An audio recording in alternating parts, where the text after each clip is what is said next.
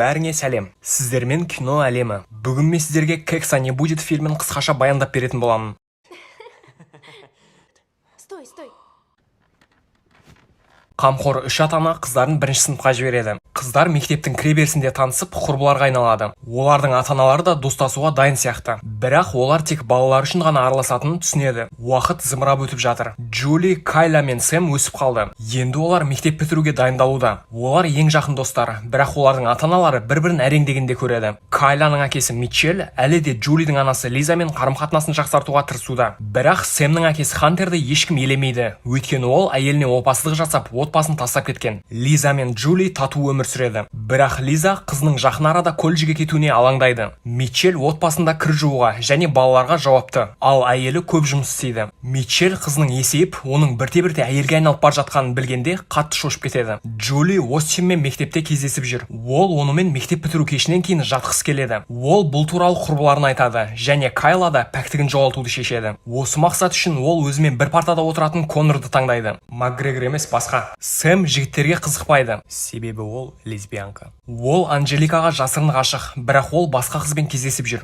Үйіне қайтып келген Джули Калифорния универінен хат алады. Ол өте қатты қуанышты, бірақ анасын айтудан қорқады. Өйткені ол қызының үйге жақын жерде оқығанын қалайды. Қыздар бітіру кешіне қарсы киінді, бірақ олар оған дейін Джулидің ауласында кеш өткізіп жатыр. Сэм ата-анасымен әңгімелесті. Олар достарды ортақ мүддемен бірлескен іс-шаралар біріктіретінін түсіндірді. Егер бұлай болмаса, құрбы қыздар ажырасып кетуі мүмкін. Сэм өзінің құрбыларынан айырылып қалмас үшін бітіру кешінде жігітпен жату керектігін түсінеді. Олар күдіктеніп қалмас үшін қыздармен кездесіп, оларға өз шешімін айтады. Митчелл Кайланы кешке әкеліп, Лизамен сөйлесуге барады. Ол оның қоңырауларына және бірге уақыт өткізу шақыруларына жауап бермегеніне ренжиді. Содан кейін лимузинмен Хантер келеді. Бірақ Сэм одан ұялып, онымен араласқысы келмейді. Қыздар мектеп бітіру кешіне баруға дайын, ал Лиза қызының шапанын алу үшін үйге кіріп кетеді. Қыздың үстелінің тартпасынан Калифорния университетінен келген хатты тауып алады. Ол қызның Остинге ғашық болғанынан баруға шешім қабылдағанын түсінеді. Лиза қызын шығарып салады. Бірақ бұл туралы онымен сөйлесуге батылы бармайды. Митчелл қызының жігітімен кездеседі. Ол қандай да бір жігіттің ханшайымын бітіру кешіне апарып жатқанына наразы, бірақ көнуден басқа амалы жоқ. Ал Хантер Сэмнің Четпен бірге жүргеніне қуанышты. Ол қызының лесбиянка екенін біледі, сондықтан ол үшін алаңдамайды. Лимузинде отырып қыздар хат жазыса бастайды. Олар барлық хабарламалар Джулидің өшіруді ұмытып кеткен ноутбугында көрсетіліп жатқанына күмәнданбайды. Митчелл Лизаға кештен соң көмектесуге қалды. Олар әңгімелесіп отырып, Джулидің бөлмесінен шу естиді. Бұл нақты осы уақытта қыздардың хат хабарламаларын көрсететін чат хабаршы. Басқа себептермен Хантерде қалады. Ол Джулидің бөлмесіндегі дәретханада отырады. Содан кейін Лиза мен Митчеллдің қыздардың хатын оқып жатқанын көреді.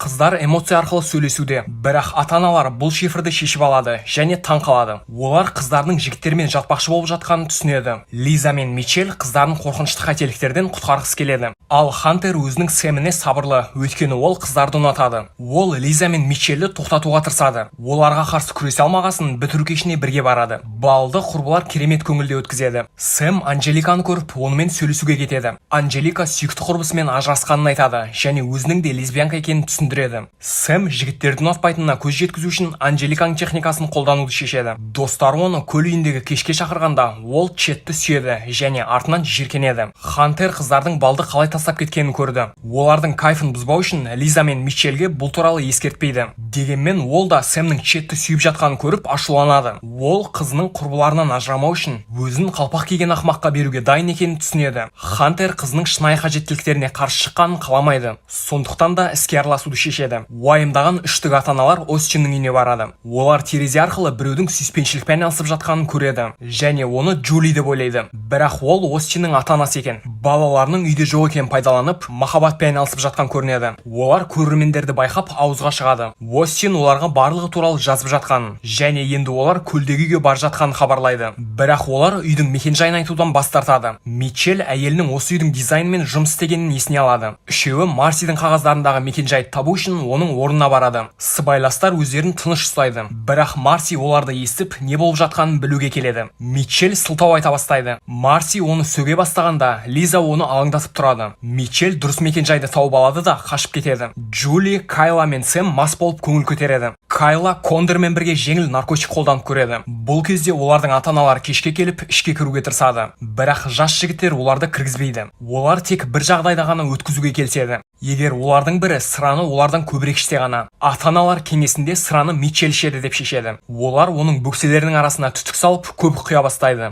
Бітірушілер түтік салып жатқандай кейіп танытады. Содан кейін полиция келіп, Митчелл, Лиза, Хантерден бастап барлығы тарап кетеді. Түтікті артынан суырып алып, үш ата-ана балаларының лимузинінің артынан қуып кетеді. Сэм көп ішіп қойғандықтан ауыра бастайды. Ол Четтің алдына құсып жібереді, және ол да қарсы құсады. Осылайша снарядтар іске қосылады. Тіпті жүргізуші де азын-аулақ шығарып қойды. Құсудың бір бөлігі Лизаның көлігінің алдыңғы әйнегіне түсіп, ол шұңқырға ұшып кетеді. Ата-аналар енді қууды қайта жалғастыру керектігін шешіп жатқанда, балалар киім ауыстыруға тоқтайды. Джули анасының хабарламасын көріп, оған қоңырау шалады. Лиза қызына ренжіп, оның Калифорния университетіне түскенін және бітіру кешінде пәктігін жоғалтқысы келетіні туралы білетінін айтады. Джули де анасына ренжіп, ойындағысының бәрін айтады. Жолдан тапқан бақытсыз ұрпақ екенінде. Лиза, Митчелл, Хантер, Остиннің ата-анасы Кэти мен Рунаға барады. Олар Рунаның телефонын ұрлап, оның ұлының қайда кеткенін көргісі келеді. Лиза мен Хантер Митчелл артына түтік тығындап көргендіктен біреудің үйіне кіру ол үшін түкіргенмен тең.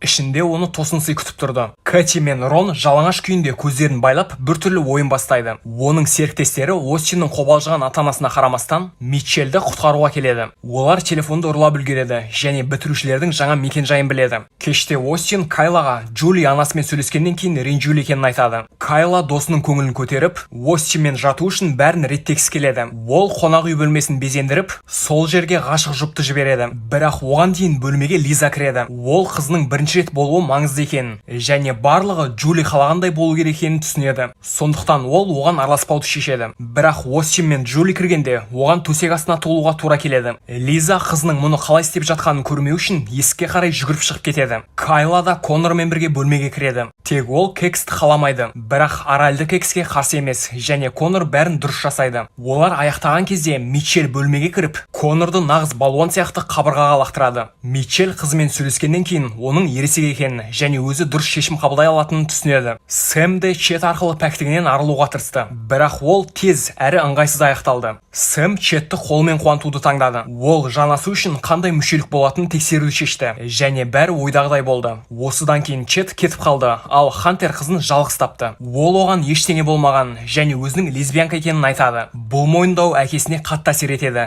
Әрине ол Сэмді қолдайды. Лиза, Митчелл мен Хантер қонақ үй барында жиналып ішуді шешті. Лиза мен Митчелл тіпті Хантерге қалуды өтінді. Олар бұрын олай ешқашан айтпаған. Құрбылар бір-бірінің жаңалықтарымен бөліседі. Джули өзінің Остинмен жатқанын, Кайла тәжірибесі туралы, ал Сэм өзінің қыздарды ұнататынын мойындайды. Ол достары бас тартады деп қорықты, бірақ олар қуанышты болды. Ақырында Анжелика қасына келіп, екеуі сүйіседі. 3 айдан кейін қыздар оқуға кетеді. Олар ата-аналарымен жүректі тебірентетіндей қоштасты. Кеткеннен кейін олар Лизаны жалпы чатқа қосып, оларды қорқыту үшін есірткі және басқа жолдарды талқылай бастайды. Лиза, Митчелл, Хантер бітіру оқиғасынан кейін дос болып қалды. Митчелл мен Марси Остиннің ата-анасының тәжірибесін қолданып, жалаңаш ойын ойнайды.